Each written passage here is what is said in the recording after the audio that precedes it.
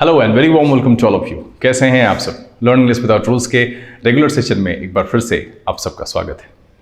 मेरे चेहरे की मुस्कान देखकर आपको लग रहा होगा कि सर इतना क्यों मुस्कुरा रहे हैं। मैं इसलिए मुस्कुरा रहा हूँ, ये मुस्कान एक निशानी है कि हर समस्या का समाधान इस धरती पर ही मौजूद है। हर लंबी अंधेरी काली रात का सवेरा जरूर होता है। और देखिए कि इस कोरोना महामारी के काल में भी एक पैसेज, एक रास्ता निकाला गया है जहां पर मैं आपके सामने अब स्टूडियो से रूबरू हो पाऊंगा। और ये एक बड़ा ही अच्छा मौका है जहां पर मैं प्रत्येक दिन आपके लिए फिर से 2 एपिसोड आपके ग्रामर की जानकारी को एनहांस करने के लिए, साथ ही idioms and phrases, root words, one word substitution, ये वीकली जैसे आते हैं।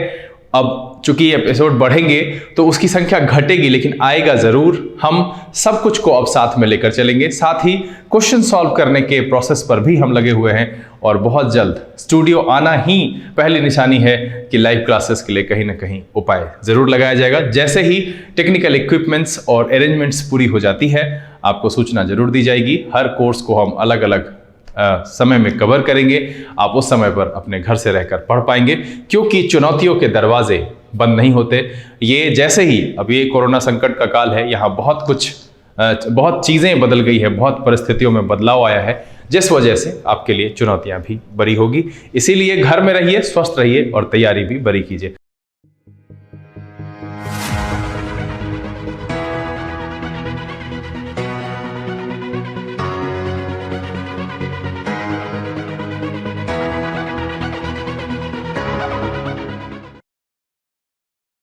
अब जो मुझे याद आ रहा है, रेगुलर सेशन में जो आखिरी एपिसोड मैंने डाला था स्टूडियो से, वो था वर्ब टू हैव का पार्ट 2, जिसमें मैंने हैव टू, हैज टू और हैड टू के यूजेस बताए थे।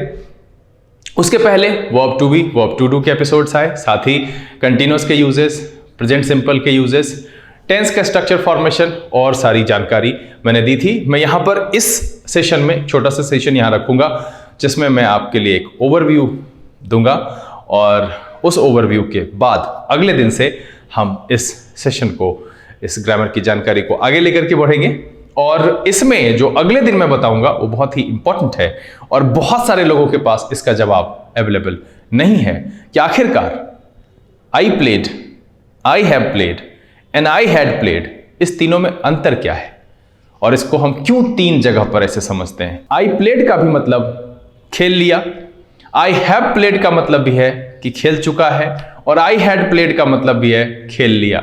मतलब है कि तीनों परिस्थिति में जो ये कंफ्यूजन क्रिएट होता है, where I have to use the specified form either V2 और हैज, हैव, हैड V3, ये बड़ी परेशानी का सबब है। तो इसके लिए जो कंसेप्ट है वो हम अगले दिन लेकर के आएंगे। फिलहाल अभी हम यहां पर आपको ओवरव्यू देना चाहेंगे।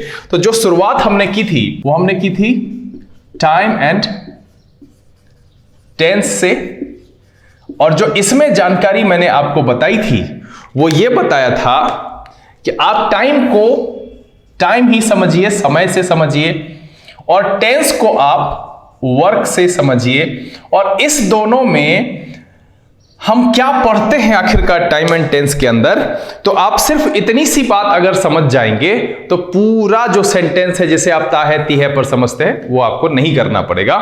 मैंने कहा था कि किसी काम का समय और किसी समय में काम की स्थिति।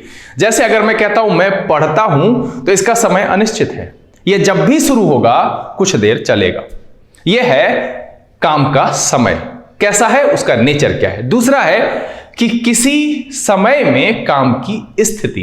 जैसे अगर कहा कि मैं पढ़ रहा हूं, आई एम स्टडिंग, तो इसका मतलब है कि अभी जो वर्तमान समय में है वो काम का स्टेटस क्या है, रनिंग है। और कहा कि मैंने इसे कर लिया है, आई हैव कंप्लीटेड इट या आई हैव डन इट। तो अगर ऐसा कहते हैं तो इसका मतलब होता है कि उस समय में काम का स्टेटस कैसा है, तो फिनिश्ड। तो टाइम एंड टेंस में जो ये कंसेप्ट है ये बहुत ही आपके लिए एकदम क्या कह सकते हैं, बहुत ही वाइटल इंपॉर्टेंट रोल प्ले करता है कि किसी काम का समय और किसी समय में काम की स्थिति। अगर आप इसे समझ पाए एग्जाम्पल के माध्यम से तो बहुत बड़ी समस्या का खात्मा हो जाएगा। अब यहां पर देखिए कि इसके बाद मैंने आपको बताए मेन वर्ब। मैं एक ओवरव्यू दे देता हूं और उसके बाद अगले दिन से हम लेकर चलेंगे, क्योंकि आप सब कहीं ना कहीं अपने किताब से दूर, अपने अध्ययन से दूर घर पे फंसे हुए हैं। जो लोग हैं भी तो पढ़ नहीं पा रहे हैं, ऐसे बंद की स्थिति है। खैर, मैंने कहा है कि जागते रहिए, जागना बहुत जरूरी है। तो मेन वर्ब में मैंने क्या कहा था कि ये एक्शन को इंडिकेट कराता है। इसके 5 फॉर्म होते हैं, V1, V2, V3, V4 और V5। ठीक है, और इसमें मैंने बताया था प्राइमरी, मॉडल और मार्जिनल। खैर, मार्जिनल की बात हम बाद में करेंगे। प्राइमरी और दूसरा क्या है, मॉडल। अब मैं इसे ज्यादा लिखूंगा नहीं यहां पर। प्राइमरी में क्या है, verb to be, verb to do, verb to have, यानी जो सबसे ज्यादा इस्तेमाल होने वाले हेल्पर्स हैं वो कौन कौन से हैं, is, are, am, was, were, do, does, did, has, have, had. और मॉडल की तरफ अगर देखें तो can, could, will, would, shall, should, may, might, must, ought to. और जो मार्जिनल या सेमी मॉडल कहते हैं उसे आप कहेंगे नीड, डेयर, यूज टू। हम खैर इसकी बात बाद में करेंगे। फिलहाल इस मॉडल और प्राइमरी की बात करते हैं। यहां पर फिर जो V1 है, V2 है, सबसे पहले तो इसको जान लीजिए एक बार फिर से कि ये क्या है। तो V1 is the original form of action indicating word. That means original form of a word which indicates an action. अब यहां पर क्या है कि ऐसा वर्ड का ओरिजिनल फॉर्म है जो कि एक्शन इंडिकेट करता है। The verb to is the extended form. That means V1 plus ed without helper is V2. V1 plus ed with helping verb has, have, had or will have is V3. V1 plus ing with helping verb is, are, am, was, were, be, been is V4, and verb 1 with s or es is fifth form of verb. अब यहां पर क्या है, पहला, दूसरा और पांचवा, ये साधारण परिस्थिति में एफर्मेटिव सेंटेंसेस में हेल्पर नहीं लेता है। Whenever you change your sentence into negative or interrogative, you have to put do, does or did according to the form of your sentence. हम वहां पर जो है सेंटेंस का जो फॉर्म है, जो सब्जेक्ट के फॉर्मेट है, उसके हिसाब से हम वर्ब का चुनाव करके रखते हैं। Third form always has, have, had के साथ आता है, और आईएनजी वाला फॉर्म एक्शन इंडिकेट करने के दौरान हेल्पिंग वर्ब टू बी के साथ आता है। ये 2 और ये 3, यानी पहला, दूसरा और पांचवा, ये ऐसे काम को बताता है जो ड्यूरेशन वाला हो। जैसे कोई कहता है आई स्टडी, तो ये जिस समय वो बात कर रहा है उस समय पढ़ रहा है ऐसा नहीं इससे इंडिकेट होता है। कोई बोलता है ही प्लेज, तो मतलब ये है कि ये कभी भी होता है। साथ में इस वर्क का नेचर देखिए कि जब भी ये शुरू होगा जिस किसी भी टाइम पर कुछ देर चलेगा, यही मैंने आपको इसमें समझाया था। एंड इस माध्यम से आपको ताहे तीहे से मुक्ति मिल जाएगी। और जब कभी भी आप ऐसे एक्सप्रेशंस बताना चाहो जिसे आप आदत कहते हो, जिसे आप कभी भी रैंडम करते हो और जब भी करते हो ड्यूरेशन में करते हो, तो क्या लगाना है, V1 लगाना है, V2 लगाना है या V5 लगाना है। इसके लिए मैंने एक मास्टर कंसेप्ट आपको बताया था। वो क्या था कि जब कभी भी आपको प्रेजेंट लिखना हो तो V1 लिखना है या V5 लिखना है, और ये लिखना है प्लूरल और ये लिखना है सिंगुलर के साथ।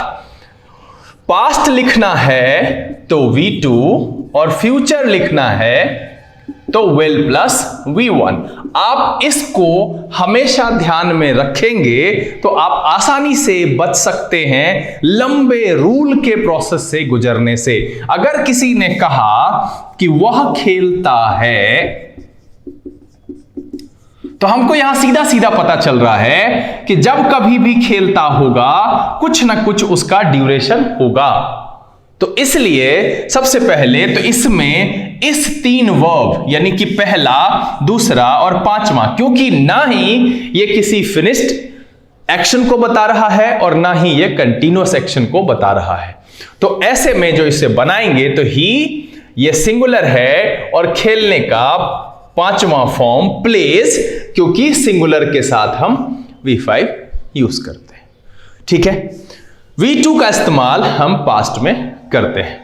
तो इस तरीके से मैं समझता हूं कि ये रिव्यू जरूर हो गया होगा कि सेंटेंसेस कैसे बनाएंगे। अब रही बात कि हम V3 और V4 वाले सेंटेंसेस को भी देखें। अब देखिए कि इसके लिए मैंने आपको एक अलग से जानकारी दी थी हेल्पिंग वर्ब के बारे में, कि हेल्पिंग वर्ब को अगर आप सोचते हैं तो इसे भी यूज करने का तरीका आपको रटना नहीं पड़ेगा जब आप ये समझ जाओगे कि V1, V2, V3, V4 और V5 क्या है हेल्पर के संदर्भ में। तो डू, डिड, डन, डूइंग और डज।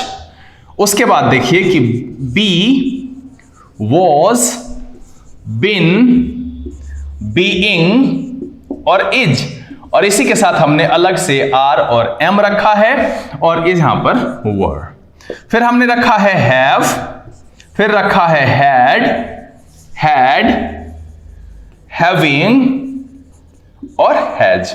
अब देखिए कि जब ये पता चल गया तब आप यहां पर आसानी से ये पता लगा सकते हैं कि ये जो है वो आपका V1 में इस्तेमाल होगा, जिसमें कि ये B एक्सेप्शन है जो कि नहीं यूज होता है, इज RM उसकी जगह इस्तेमाल करते हैं हम कंटिन्यूअस में। अब देखिए कि V2 में हम ये इस्तेमाल करेंगे, दैट मींस जब मुझे पास्ट इंडिकेट कराना होगा, और V5 में हम ये इस्तेमाल करेंगे जब हमें सिंगुलर करना होगा। तो अब देखिए कि अगर मेरे पास कोई सेंटेंस देता है कि वह जा चुका है, तो देखिए कि इसे पढ़ करके ही लग रहा है कि एक्शन क्या है, फिनिश्ड है। तो जैसे ही फिनिश्ड है तो वह जा चुका है में इसका हो जाएगा गॉन। अब देखिए कि ही मेरा सिंगुलर है और मैंने आपको क्या बताया कि प्रेजेंट लिखना होगा तो V1 या V5 लिखना होगा।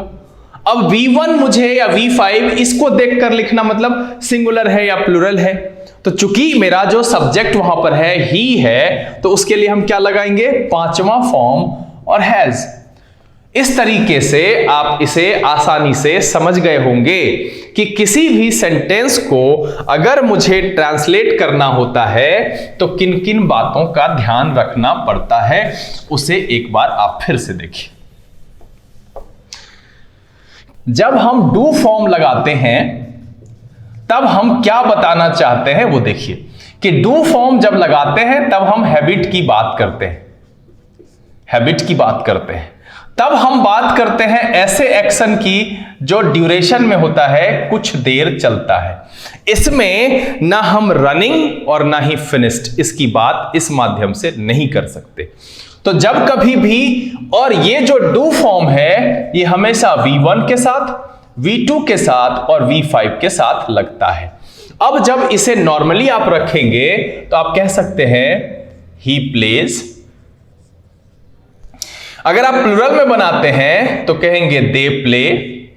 अब यहां एक ध्यान रखना है कि आई और यू के साथ हमेशा V1 ही लगाते हैं। इस पर विशेष जानकारी हम प्रोनाउन चैप्टर में आपको जरूर देंगे। अब यहां पर देखिए कि फिर अगर मुझे पास्ट लिखना होगा तो दोनों के साथ हम सेम V2 यूज करेंगे। यहां पर भी हम लिखेंगे दे प्लेड। अब देखिए कि जब मुझे फ्यूचर लिखना होता है तब हम क्या करते हैं, ही विल प्ले। और आपको पता है कि मॉडल के साथ हमेशा ओरिजिनल फॉर्म जो है वो इस्तेमाल होता है। मतलब ये कि अगर हम विल लिखते हैं तो उसके बाद या तो प्लेड या प्लेइंग ऐसा कुछ नहीं लिखेंगे। विल के बाद ओरिजिनल जो फॉर्म होता है वो हम लिखते हैं, जैसे he will play, he can play, मतलब कोई भी मॉडल होगा तो हम वैसा ही करेंगे, ध्यान में रखेंगे। तो अब यहां पर जो है इसके साथ भी आप वही लिखेंगे, दे विल प्ले। अब देखिए कि ये जो है यहां पर ये दोनों, इसको हमने अलग से इसमें मॉडल लिया है फ्यूचर को इंडिकेट कराने के लिए, लेकिन ऊपर अगर हम इस्तेमाल करें तो देखिए यहां जो हेल्पर होगा वो डू का इस्तेमाल होगा, यहां जो हेल्पर होगा वो डज का इस्तेमाल होगा, इसमें जो होगा वो डिड का प्रयोग होगा, और इसमें जो होगा वो डिड का प्रयोग होगा। क्यों ऐसा हुआ, इसके लिए दो बातें हैं, आपको जो समझ में आता है उस तरीके से ध्यान में रखिए। पहली बात क्या है, तो पहली बात है कि सबसे पहले तो ये हैबिट बताता है, ये वह खेलता है, वे लोग खेलते हैं, वह खेलता था, वे लोग खेलते थे। एक पुरानी आदत पास्ट वाली और एक अभी वाली। अगर ये भी समझ में अगर ताहे तीहे पर नहीं चलना है तो क्या करना है, हमको ये समझना है कि इस कैटेगरी में एक तो एक्शन कभी भी होता है और जब भी होता है तो वो ड्यूरेशन में होता है। एक ये बात यहां पर आ गई। तो डू के साथ हमेशा यही ध्यान में रखना है कि जब कभी भी आपको सेंटेंस में डू फॉर्म यूज करना है, you have to write V1 with plural, exception में आई और यू, V2 आइदर सिंगुलर और प्लूरल, क्योंकि वो पास्ट है कोई फर्क नहीं पड़ता है, ठीक है, and V5 with singular subject. क्या इंडिकेट कराएगा, हैबिचुअल एक्शन या फिर ऐसा एक्शन जो ड्यूरेशन में कंप्लीट होता है। अब चलिए, अब हम इसको हटाते हैं और हम बात करते हैं बी फॉर्म की। अब जब हम बी फॉर्म की बात कर रहे हैं तो बी फॉर्म के साथ दो बातें, बी फॉर्म के साथ दो बातें, एक तो एक्शन और एक नो एक्शन। आप ऐसा समझिए कि एक में एक्शन और एक में कोई एक्शन नहीं। तो अब देखिए कि जब एक्शन इंडिकेट कराएंगे तो वर्ब 1 प्लस ing इसके साथ हमेशा होगा, ठीक है। और जब हम एक्शन इंडिकेट नहीं कराएंगे तो उसके बाद नाउन हो सकता है, एडजेक्टिव प्लस नाउन हो सकता है, ठीक है, या फिर adverb plus adjective plus noun हो सकता है। मतलब ये कि आप बी फॉर्म का इस्तेमाल दो तरीके से कर सकते हैं। अगर आप एक्शन के तौर पर करते हैं तो एक्शन वर्ड उसके साथ हमेशा ing फॉर्म वाला रखना पड़ेगा, और इसका जो स्टेटस होगा वो होगा रनिंग, और ये जो बताएगा ये होने को कि वो क्वालिटी उसके अंदर है वैसा बताएगा। एग्जाम्पल में देखिए, जैसे अगर कहें कि ही इज रनिंग, तो देखिए क्या है कि एक्शन का स्टेटस ये रनिंग दिखा रहा है। अब अगर लिखें कि ही इज अ बॉय, तो उसके बॉय होने का गुण ये बता रहा है, ठीक है। ही इज स्मार्ट, आप यहां पर कुछ भी रखेंगे इज आरएम के बाद तो वो होने का सेंस देगा, अगर वो एक्शन वर्ड नहीं है। अब यहां पर कंफ्यूज नहीं होना कि सर मैंने कई जगह पर देखा है कि ऐसे भी वर्ड है जो एक्शन है बट उसमें ing नहीं लगाया इज आरएम के साथ। तो बंधु ये वहां पर तय कर लीजिए कि वो नाउन की तरह इस्तेमाल होगा, तब ही वो वर्ड वहां, मतलब उस वर्ड के दो तरह के प्रयोग होंगे, पहला होगा नाउन वाला, दूसरा होगा वर्ब वाला। और जहां पर बिना ing के लिखा गया है दैट मीन्स वहां पर वो नाउन वाला रोल प्ले कर रहा है। तो मैं समझता हूं कि बी फॉर्म को आप अच्छे से समझ गए होंगे। डू फॉर्म के लिए इतना रटने की जरूरत नहीं है। दिक्कत हो मेरे पिछले एपिसोड टाइम एंड टेंस के प्लेलिस्ट में जाकर के आप देखिए। लेकिन डू फॉर्म एक बार फिर से सुन लीजिए कि डू फॉर्म हम जब भी इस्तेमाल करते हैं एक्शन इंडिकेट करेगा। कैसा? या तो वो आदत समझिए आप, या फिर ऐसा एक्शन जो कभी होता है और जब भी होता है तो कुछ देर चलता है, ऐसे एक्शन को हम उसमें रखेंगे V1, V2, V5 के साथ। फ्यूचर में नॉर्मली आप तो रखते ही ओरिजिनल फॉर्म के साथ। अब रही यहां बी फॉर्म की बात, तो इसके साथ हम एक्शन लगाएंगे तो ing वाला लगाएंगे। वॉइस के संदर्भ में हम आगे बात करेंगे, बहुत सारे बच्चों के मन में सवाल आएगा, दुविधा होगी तो आप पूछेगा, हम उसका निदान करेंगे कमेंट बॉक्स में। लेकिन अगर यहां पर आप आईएनजी फॉर्म लगाएंगे तभी वो running status of an action establish कर पाएगा। अगर आप उसके आगे नाउन या एडजेक्टिव प्लस नाउन, जैसे मैंने लिखा रहा, he is a boy, he is a good boy, he is a very good boy, तो वेरी भी एडवर्ब है, गुड एडजेक्टिव है और बॉय एक नाउन है। तो इस तरीके से कुछ भी आप लिख सकते हो। अगर वो एक्शन वर्ड नहीं होगा तो वो उसका गुण होगा, होने की बात बताएगा। सी इज इंटेलिजेंट, मतलब ये है कि उसके इंटेलिजेंट होने की बात कहेगा वो। तो मतलब है कि बी फॉर्म से जो है होने की बात हम दर्शाते हैं अगर हम एक्शन वर्ड नहीं लिखते हैं तब। और जब हम एक्शन वर्ड उसके साथ जोड़ते हैं तो वो आईएनजी वाला होता है और उसके साथ रनिंग स्टेटस की बात आती है कि काम चल रहा है या चल रहा था। अब जब हम हैव फॉर्म की बात करते हैं तो इसके साथ अगर हम एक्शन लिखते हैं तो ये वर्ब का थर्ड फॉर्म यानी वर्ब 1 प्लस ईडी के साथ आएगा हमेशा। और तब ये क्या बताएगा, इसका स्टेटस कैसा होगा, तो इसका स्टेटस होगा फिनिश्ड, मतलब ये है कि ये फिनिश्ड एक्शन को बताएगा। दूसरा, अगर आप हैव फॉर्म को यहां देखें और इसके साथ आप नॉन एक्शन यानी नो एक्शन वाले वर्ड यानी कोई एक्शन नहीं बताएंगे तो ये बता सकता है पोजीशन, कंपल्सन, रिस्पॉन्सिबिलिटी या ओनस। ये कंपल्सन इसके साथ जब आप टू लगा देंगे, 2 प्लस V1 तब, और नॉर्मल अगर लगाएंगे तो पोजीशन। जैसे देखिए कहता है I have a cow, I have a pen, तो यहां पर भी वही होगा, नाउन आ सकता है, एडजेक्टिव प्लस नाउन आ सकता है, adverb plus adjective plus noun आ सकता है। उससे क्या सेंस आएगा, एक तो आएगा पोजीशन का, दूसरा कंपल्सन और ओनस, ये तब आएगा जब उसके साथ टू लगा हुआ हो। जैसे इस दोनों का एग्जाम्पल अगर लेंगे तो आप कह सकते हैं I have to do it, इस सेंस में इसका प्रयोग करेंगे तब ये या तो जिम्मेदारी या बाध्यता को दर्शाएगा। और इधर जब आप कहेंगे तो कहेंगे he had finished it, finished action, he has played, finished action.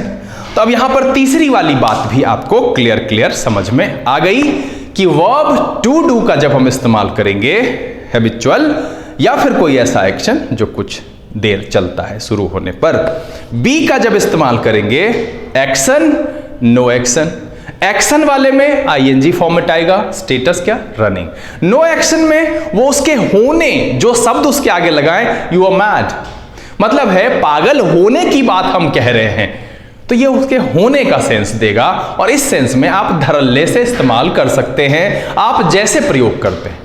अब जब हम हैज हैव की बात करेंगे तो ये एक्शन और नो एक्शन की कैटेगरी में ये भी आएगा, और एक्शन में ये कंप्लीटेड को बताएगा और नो एक्शन में पोजीशन, कंपल्सन और ओनस को बताएगा। रही बात नेगेटिव सेंटेंसेस की, तो दुनिया के जितने भी नेगेटिव सेंटेंसेस हैं उसे बनाने के लिए सेंटेंस में हेल्पिंग वर्ब के साथ नॉट जोड़िए। क्वेश्चन बनाना है तो हेल्पिंग वर्ब को बाहर लिखिए यानी सब्जेक्ट से पहले और सेंटेंस के लास्ट में साइन ऑफ इंटरोगेशन लगाइए। जैसे किसी ने कहा आई एम गोइंग, अगर आपको इसे नेगेटिव बनाना है तो कहेंगे आई एम नॉट गोइंग।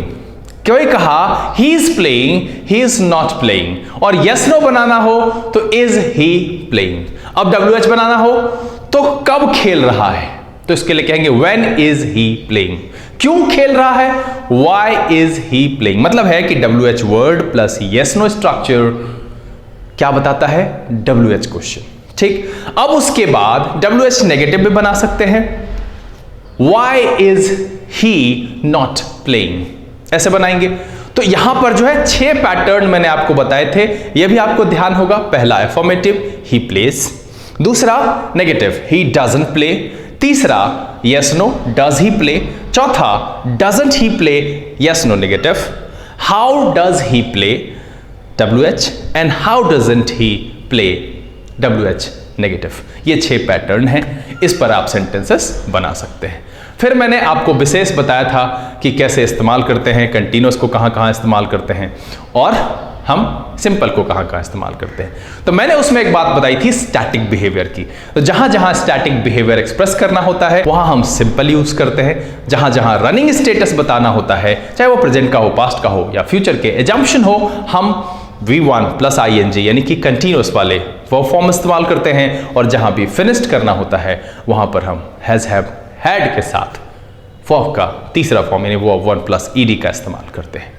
उम्मीद करता हूं कि सारी चीजें एक बार आपके जहन में दोहरा गई होगी। और हाँ, मॉडल जहां इस्तेमाल करते हैं तो वो अलग अलग एक्सप्रेशन देता है, कैपेसिटी का, फ्यूचर का, रिस्पॉन्सिबिलिटी का। तो उस सब के लिए हम उसके साथ ओरिजिनल फॉर्म ही इस्तेमाल करते हैं। ये सारी जानकारी आपको मैंने दी थी। अब यहां पर अगले दिन हम एक विशेष जो है महत्वपूर्ण जानकारी लेकर के आएंगे कि आखिरकार क्या अंतर है I played, I have played, I had played। तो बने रहिए इस चैनल के साथ। अगले दिन हम उपस्थित होंगे इस जानकारी को लेकर के। उम्मीद करता हूं कि ये ओवरव्यू आपको पसंद आया होगा। उम्मीद करता हूं कि ये रिव्यू सेशन आपको अच्छा लगा होगा। अगर सारी चीजें दोहरा गई, ये वीडियो आपको पसंद आया, आप इसे लाइक कर दें। अगर आपने चैनल सब्सक्राइब नहीं किया है प्लीज सब्सक्राइब कर लीजिए। जो लोग पहले से जुड़े हुए हैं वो इसे ज्यादा से ज्यादा सोशल नेटवर्किंग साइट पर शेयर करें। पढ़े, पढ़ाएं, खुश रहे। और हाँ, अगले दिन का एपिसोड देखना ना भूलें क्योंकि वो बहुत ही इंपॉर्टेंट है, बहुत ही अहम जानकारी हम वहां पर लेकर के आएंगे।